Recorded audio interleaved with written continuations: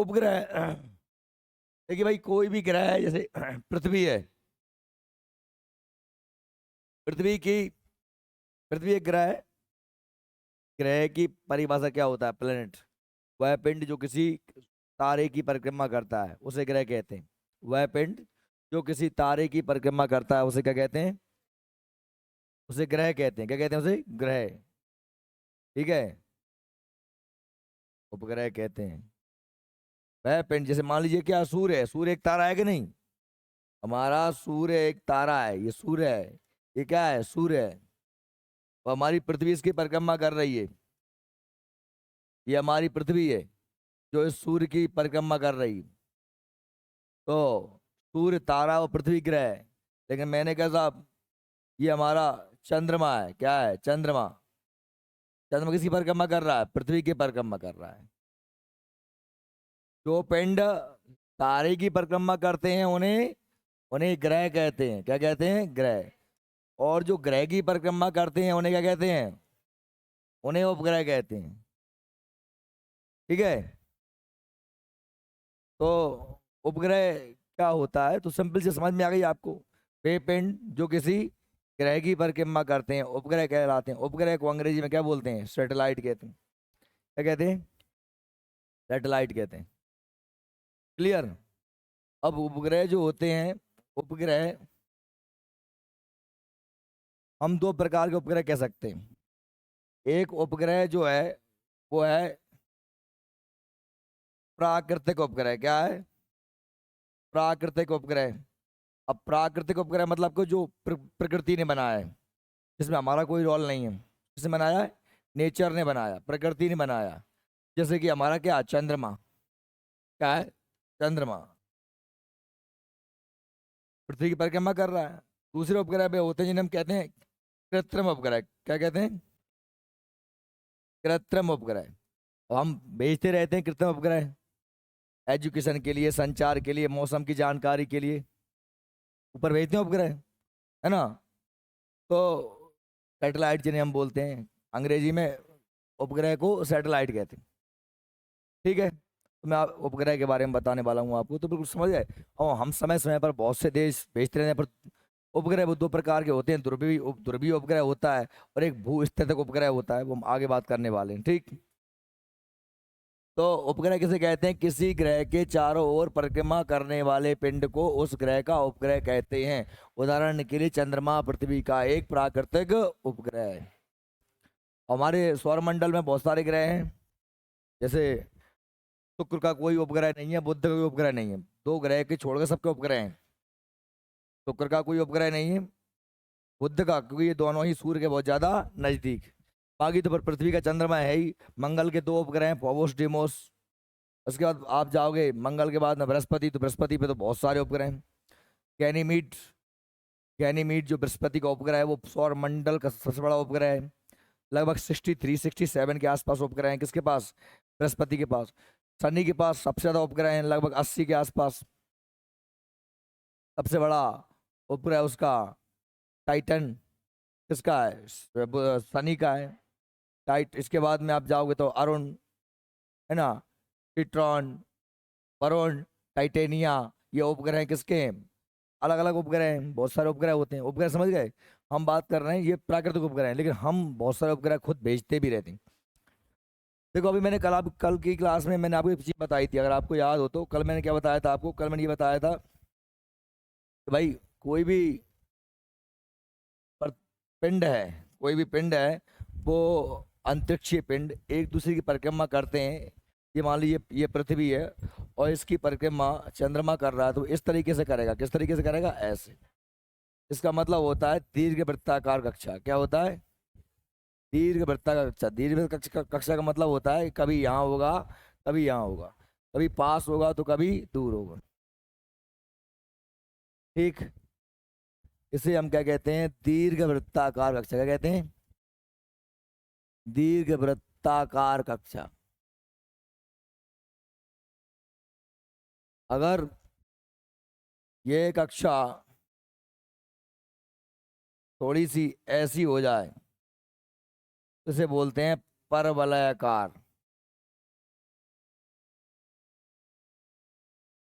और यदि ये बिल्कुल ही गोल हो जाए तो इसे बोलते हैं अति परवलयाकार।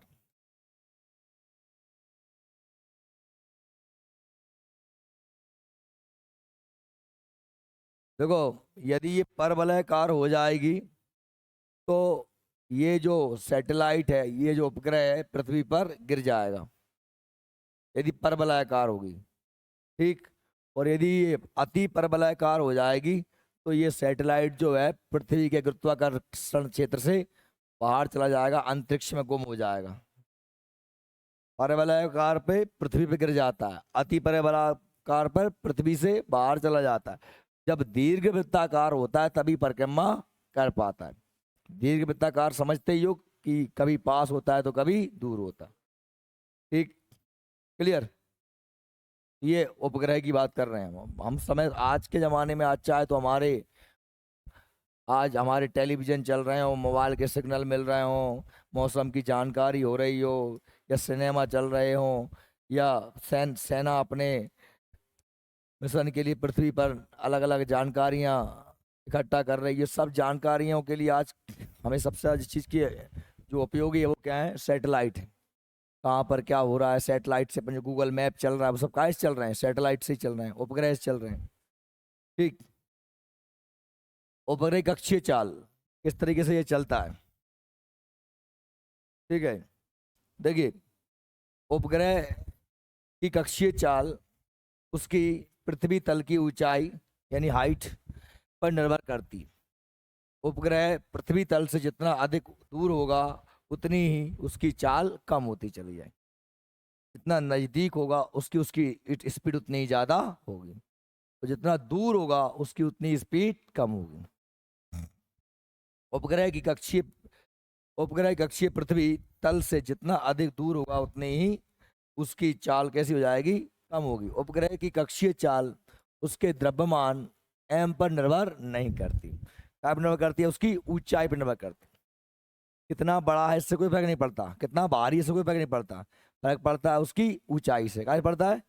पास में होगा तो स्पीड से चलेगा, घूमेगा, और दूर होगा तो उसकी स्लो स्पीड। ठीक। एक ही त्रिज्या की कक्षा में भिन्न भिन्न द्रव्यमानों के उपग्रहों की चाल कैसी होगी? समान होगी। मतलब जैसे मैंने कहा साहब ये पृथ्वी थी, और इस कक्षा में दो उपग्रह परिक्रमा कर रहे हैं। एक उपग्रह ये परिक्रमा कर रहा है जिसका वजन 100 किलोग्राम है, और एक ये परिक्रमा कर रहा है जिसका 1000 किलोग्राम है। ठीक। दोनों की चाल हमने कहा साहब 8 किलोमीटर प्रति सेकंड है। 8 किलोमीटर प्रति सेकंड। द्रव्यमान से कोई प्रभाव नहीं पड़ता। फर्क काहे से पड़ता है? ऊंचाई। यदि हम यहाँ पर दूसरी कक्षा बना दें, एक ऊंचाई बढ़ा दें, और यहाँ पर दूसरा सैटेलाइट को अपन जो है स्थापित कर दें, इसका वजन हम बना दें, बल जो भी है, इसकी स्पीड अपने आप ही क्या हो जाएगा? कम हो जाएगी। बात सही में आ रही मेरी? सैटेलाइट उपग्रह की चाल निर्भर कहाँ पे करती है? उसकी ऊंचाई पर, ना कि उसके द्रव्यमान पर। द्रव्यमान को मास कहते हैं। ठीक। पृथ्वी के सर्वाधिक निकट परिक्रमा करने वाले उपग्रह की कक्षीय चाल कितनी होती है? 8 किलोमीटर प्रति सेकंड होती है। ठीक। एक और चीज दी है, पलायन वेग। पलायन वेग क्या होता है भैया? पलायन वेग का मतलब होता है कि अगर मैं इस पेन को इतनी स्पीड से ऊपर फेंक दूं कि वापस जमीन पे ना गिरे, पृथ्वी के गुरुत्वाकर्षण वेग से क्षेत्र से बाहर चला जाए, है ना? जिस प्रकार से महाभारत में है, भीम ने हाथी फेंके थे, वो जमीन पे आज तक नहीं गिरे, तो उसने पलायन वेग से फेंके थे। पलायन वेग कितना होता है? 11.2 किलोमीटर प्रति सेकंड। इस स्पीड से यदि आप कोई चीज को ऊपर की ओर फेंकोगे तो वो पृथ्वी के गुरुत्वाकर्षण क्षेत्र से बाहर ही चले जाएगा। ठीक है, समझ में आया क्या हो गया? कि वह वेग जिससे कोई भी वस्तु पृथ्वी के गुरुत्वाकर्षण क्षेत्र से बाहर चली जाए, उसे क्या कहते हैं? हम पलायन वेग कहते हैं। समझ में आ रही बात मेरी? तो देखो, पलायन वेग वह न्यूनतम वेग है जिससे किसी पिंड को पृथ्वी की सतह से ऊपर की ओर फेंके जाने पर वह गुरुत्वीय क्षेत्र को पार कर जाता और पृथ्वी पर वापस नहीं आता। पृथ्वी के लिए पलायन वेग कितना है? 11.2 किलोमीटर पर सेकेंड होता है। अब ये केवल पृथ्वी के लिए है, अन्य ग्रह के लिए नहीं है। चंद्रमा पे जाओगे तो आप 2-2.5 किलोमीटर प्रति सेकंड की स्पीड से तो ही बाहर चला जाएगा, उस पर गुरुत्वाकर्षण बल है ही नहीं। लेकिन बृहस्पति पे जाओगे तो हो सकता है आपको 60 किलोमीटर प्रति घंटा की स्पीड से फेंकना पड़े, क्योंकि वहां पर पलायन वेग उसका गुरुत्वाकर्षण बल बहुत ज्यादा है, तो इसलिए वहां बहुत स्पीड से फेंकना पड़ेगा। बात समझ में आ रही? अब हम बात करेंगे उपग्रह होते हैं ना, थोड़ी उपग्रह की बात कर लें। उपग्रह आपने सुनते रहते हो कि साहब हमारा भी चंद्रयान 3 गया, चंद्रयान 3 को हमने भेजा, है ना, PSLV रॉकेट से भेजा, है ना, इसका Mark 3 नाम था। तो वो उपग्रह के ऊपर कैसे भेजे जाते हैं, या फिर उसमें हमने रोवर भेजा, प्रज्ञान लैंडर भेजा, तो ये सब चीज़ें कैसे काम करते हैं। तो इसमें जो GSLV PSLV ये रॉकेट होते हैं, तो समझ लें इनको। देखो, पहली बात तो आप ये समझ लें कि ये 2 प्रकार के रॉकेट होते हैं, एक GSLV होता है और एक PSLV होता है, ठीक है। वास्तव में ये 2 प्रकार के उपग्रह होते हैं, उन्हें लॉन्च करने के लिए इन रॉकेट का यूज किया जाता है। ये रॉकेट है, इस रॉकेट का नाम GSLV है, इस रॉकेट का नाम PSLV, ठीक है। देखिए भाई, एक होता है हमारा क्या, भू स्थैतिक उपग्रह। क्या होता है? उपग्रह। तो इनको छोटा कर देते हैं, रॉकेट रॉकेट को, समझ में आ रहा है। और दूसरा हमारा होता है ध्रुवीय उपग्रह। क्या होता है? क्या होता है? ध्रुवीय उपग्रह।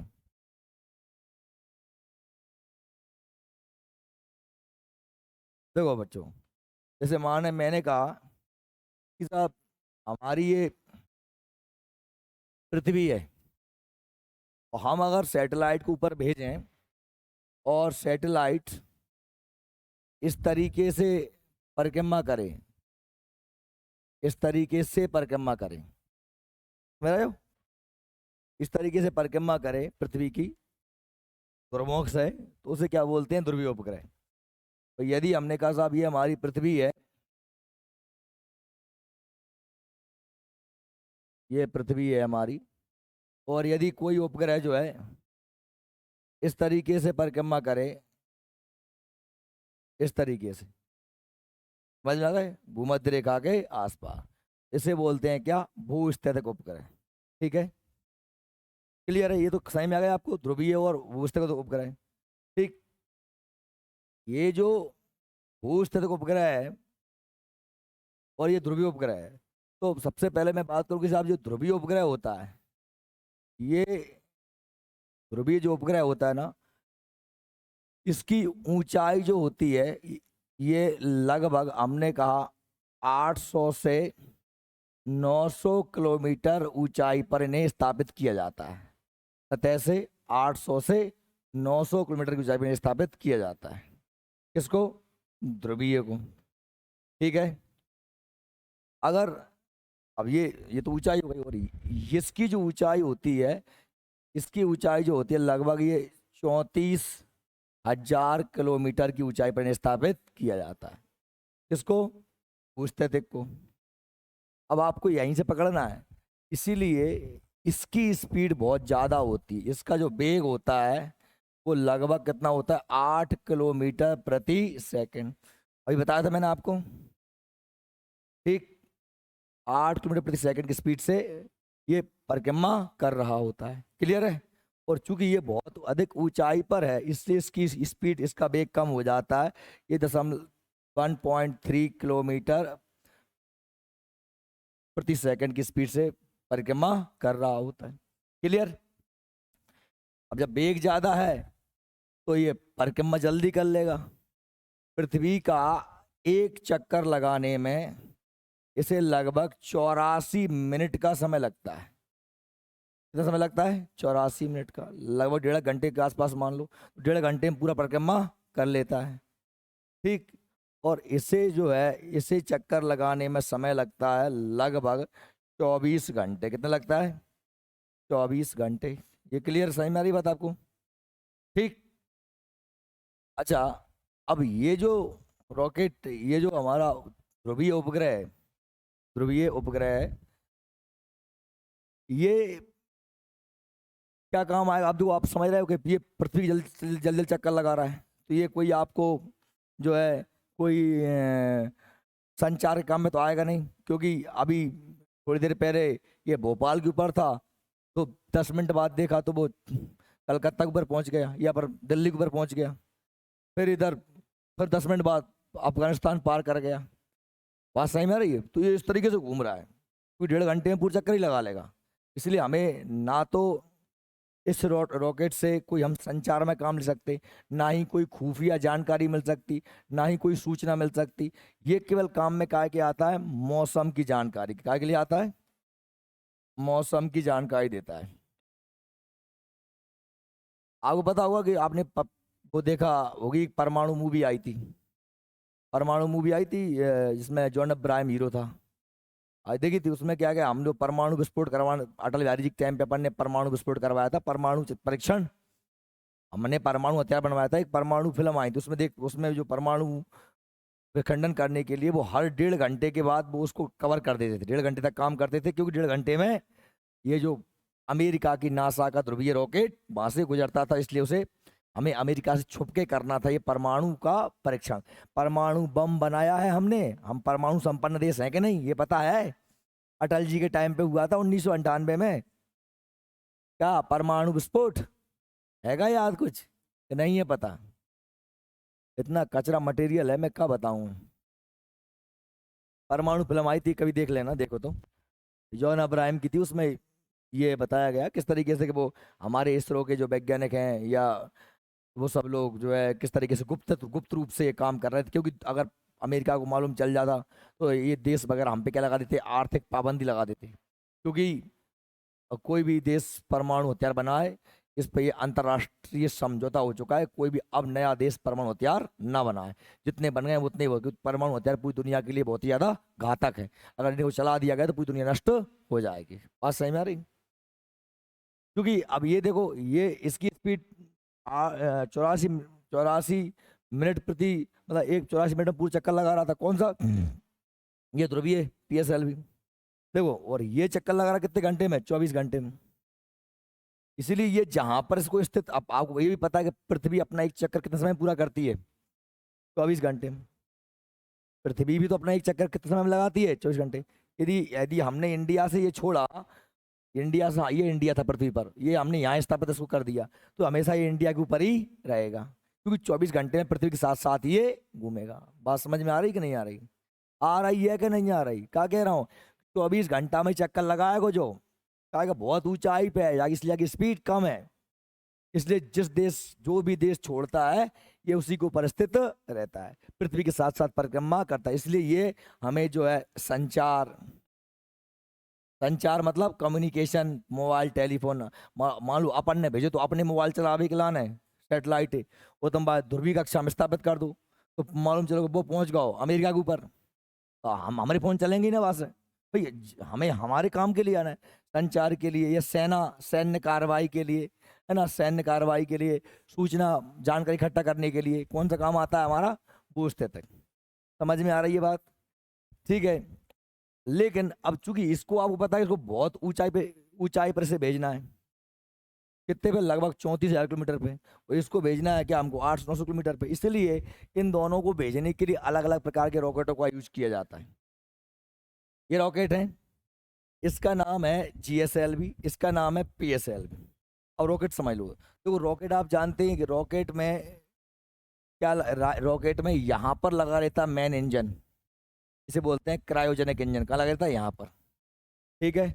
सैटेलाइट जो होते हैं वो इस वाले हिस्से में रखे जाते हैं, इस वाले हिस्से में क्या रखे जाते हैं? सैटेलाइट। यहाँ क्या रखा जाता है? सैटेलाइट। ये तो सिर्फ रॉकेट, ये इन्हें बोलते हैं बूस्टर। ये क्या बोलते हैं? बूस्टर। ये बूस्टर है। सबसे पहले इसमें भरा जाता है क्या? ठोस ईंधन। क्या भरा जाता है? ठोस ईंधन, ठोस नोदक। आप जानते हैं नोदक किसे बोलते हैं? पढ़ाया ना मैंने भैया यार। रॉकेटों को ईंधन को क्या कहते हैं? नोदक कहते हैं।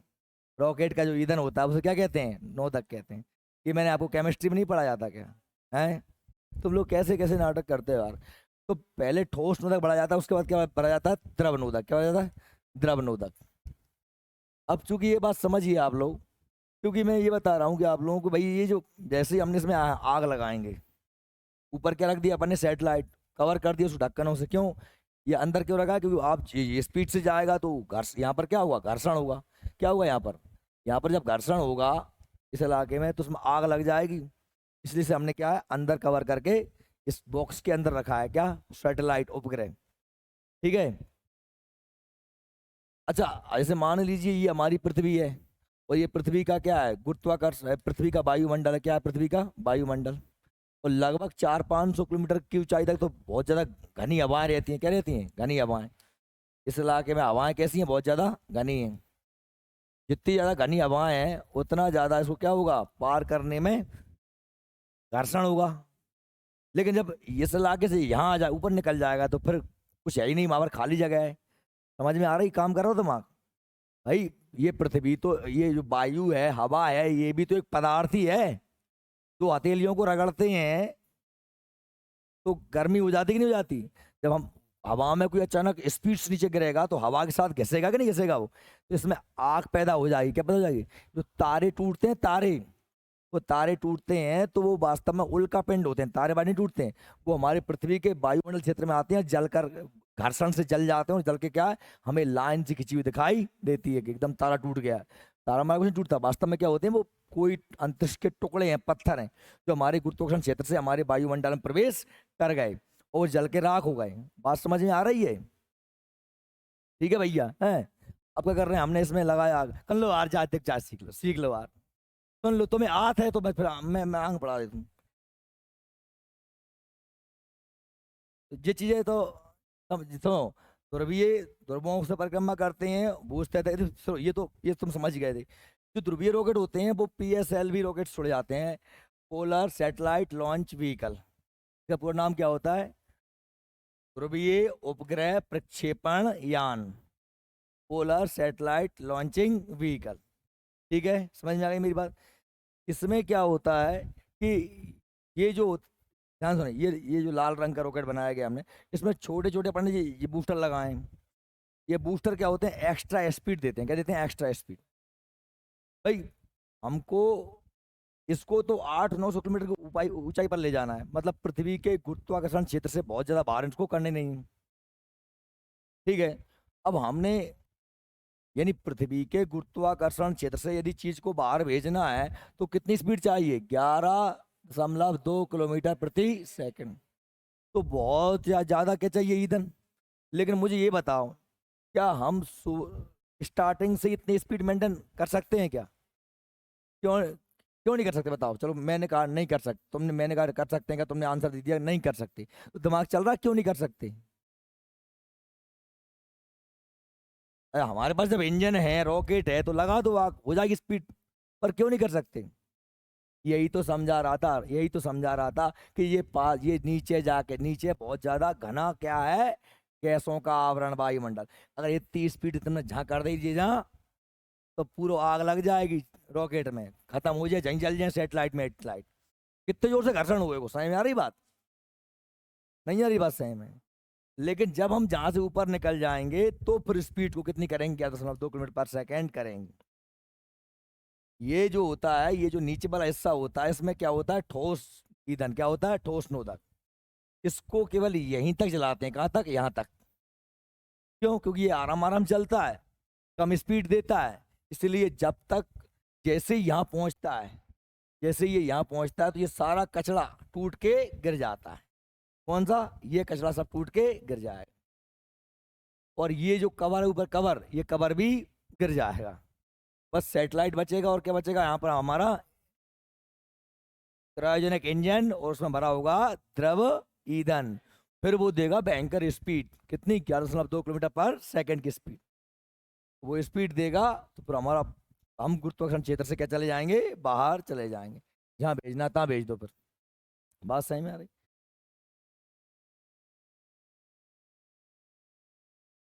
नहीं नहीं, रूस ने जो भेजा था वो, मतलब इस उन्होंने उन्होंने क्या है कि बहुत ज्यादा ईंधन का उपयोग कर लिया था और सीधा चंद्रमा पर सीधा ही भेज रहे थे, सीधा।